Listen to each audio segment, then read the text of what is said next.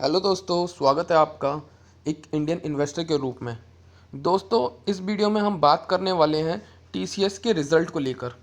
जैसा कि हमको पता है कि टाटा ग्रुप की सबसे बड़ी कंपनी टीसीएस, जो कि मार्केट कैप के हिसाब से इंडिया की भी दूसरी बड़ी कंपनी है, तो आज हमें इसके नंबर का वेट था जो कि आ चुके हैं। तो दोस्तों, हम आ चुके हैं टीसीएस के नंबर के ऊपर। जैसा कि टीसीएस ने पहले भी बोला था कि वो डिविडेंड देने वाले हैं, तो उसकी रिकॉर्ड डेट और एक्स डेट उन्होंने पहले ही मेंशन कर दी थी। तो दोस्तों, यहाँ पर इन्वेस्टर को दो दो डिविडेंड मिलने वाले हैं। पहला इंटरमीडिएट डिविडेंड और स्पेशल डिविडेंड।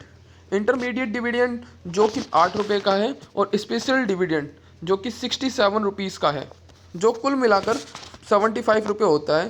तो बहुत ही कमाल की खबर है ये तो दोस्तों, अब आ जाते हैं हम कंपनी के रिज़ल्ट के ऊपर। तो दोस्तों, यहाँ पर हम देख सकते हैं टीसीएस के रिज़ल्ट। जैसा कि हम यहाँ पे देख सकते हैं कि दिसंबर 31 2022, सितंबर 30 2022 एंड दिसंबर 31 2021।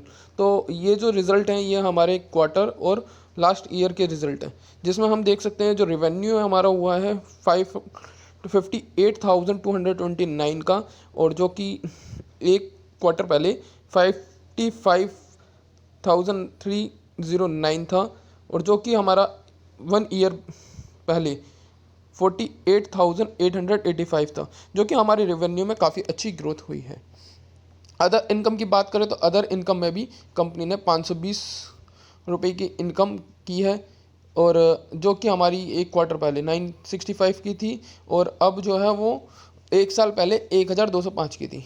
अब हम बात करते हैं कि एक्सपेंसेस के ऊपर।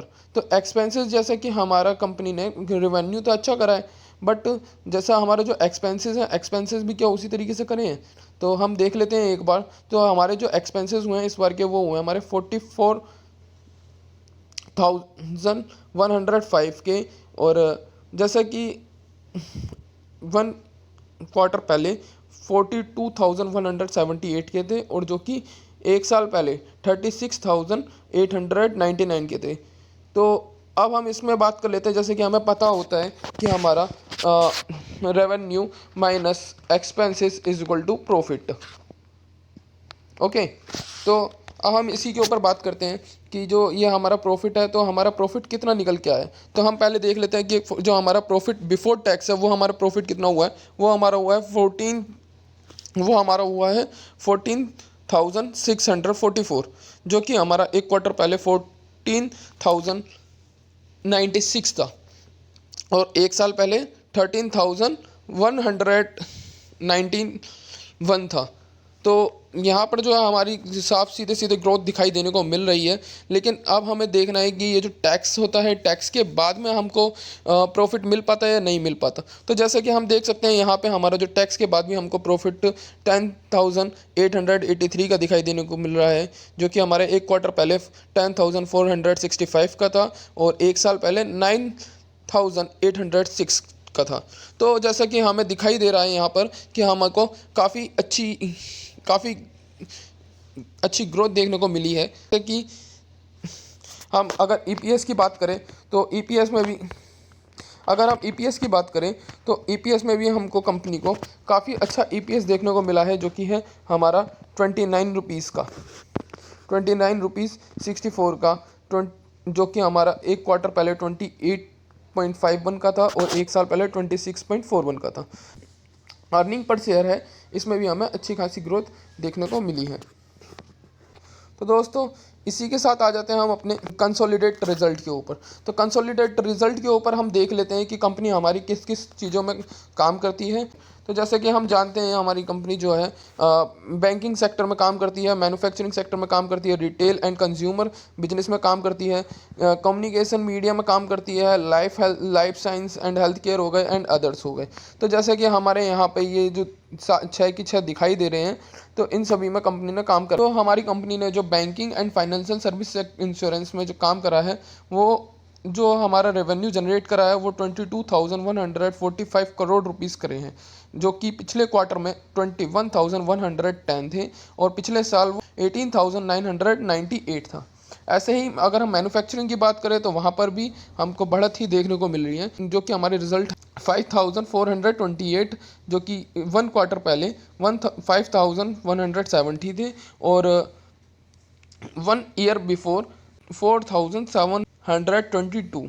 इसी के साथ हम रिटेल एंड कंज्यूमर बिजनेस की बात करें तो यहाँ पर भी हमें ग्रोथ ही देखने को मिल रही है। जैसे कि आप देख सकते हैं कि जो हमारा रिटेल का बिजनेस था, इसमें भी कंपनी ने 9,661 रेवेन्यू जनरेट करा, जो कि पिछले क्वार्टर ईयर में 9,240 था और उससे पिछले साल 7,852 था।